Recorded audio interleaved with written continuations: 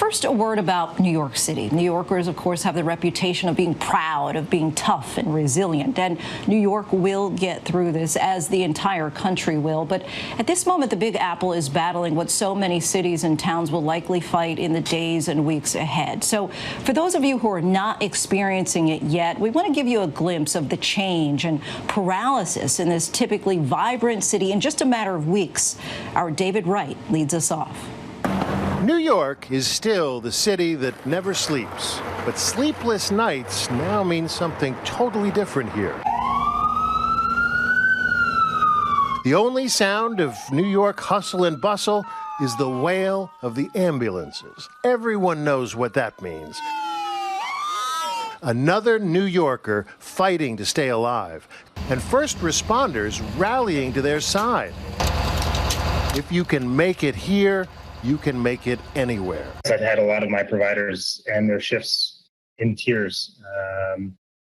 It's more than any of us signed up for. No longer is it up to us, if it ever was. The virus has stripped that illusion away. We New Yorkers are having to accept the fact that something larger than ourselves is calling the shots. Thank you for your hard work during this pandemic. Thank you that you're here right now working. Thank you that you're going to be here tomorrow as well. We thank you. We salute you guys. It's up to us to act responsibly. New Yorkers are doing that for the most part. As of tonight, 17% of the NYPD is out sick. More than 1,200 police officers so far have tested positive for coronavirus. But crime in the city is down overall. In parks and in public, most of us are keeping our distance. Grand Central Station at rush hour is quiet as a crypt.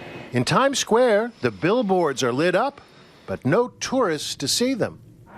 New York is an island.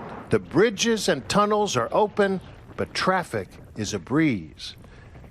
There may be no better illustration of the impact this has on the economy of this city and the nation than at the heart of American capitalism, the New York Stock Exchange.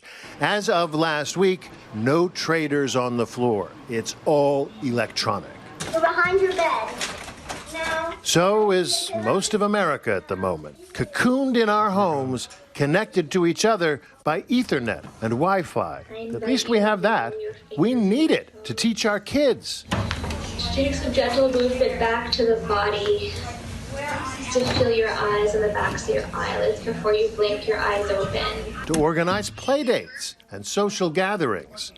And to order our groceries and other necessities. These are the foot soldiers in the war on the virus, the Internet's infantry. Gloves and masks now an essential part of the uniform for every doorman. In Queens, where many of these foot soldiers live, the epidemic is at its worst. Elmhurst Hospital there, now bursting at the seams with coronavirus patients. This is a mostly working-class community crowded with immigrants, not far from where the President of the United States was born. I've been watching that for the last week on television. Body bags all over, in hallways. I've been watching them bring in trailer trucks, freezer trucks. They're freezer trucks because they can't handle the bodies. There's so many of them. This is essentially in my community in Queens, New York. I've seen things that I've never seen before. Many of the people in Elmhurst work hourly jobs without health benefits. Many families save on rent by having multiple generations share one apartment. Anxiety, depression, not much to do at home, just clean, sanitize everything, cook, stay home, a little bit of argument here and there with family members, but you know, I'm having faith in God and praying every single day. Keeping everything clean can be a challenge when there's no place to wash your clothes. Like, we haven't done the laundry for like a week because all the stores are closed. And like, we finally found one that was actually open. And there was like a lot of people here, so we had to wait for like a good hour or 2 hours just to do laundry. New York already knows that the hospitals will soon be at their limit. So the next Grand Slam at the Billie Jean King National Tennis Center in Queens won't be the U.S. Open. It'll be hundreds of coronavirus patients. In Central Park, The normal rites of spring have given way to a field hospital. And at the Javits Center downtown, where they often host Comic-Con, a hospital reminiscent of Ellis Island and the era of Spanish flu. This is going to be one of those moments they're going to write about and they're going to talk about for generations. This is a moment that is going to change this nation.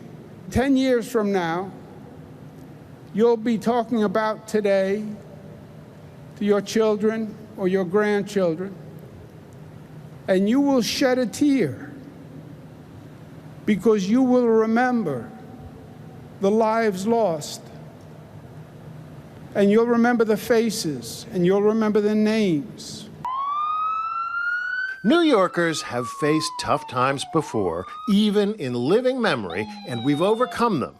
But even by New York standards, this is big, bad. Yet, to quote Dorothy Parker, New Yorkers know if you can get through the twilight, you'll live through the night. Our thanks to David Wright. Hi, everyone. George Stephanopoulos here. Thanks for checking out the ABC News YouTube channel. If you'd like to get more videos, show highlights, and watch live event coverage, click on the right over here to subscribe to our channel. And don't forget to download the ABC News app for breaking news alerts. Thanks for watching.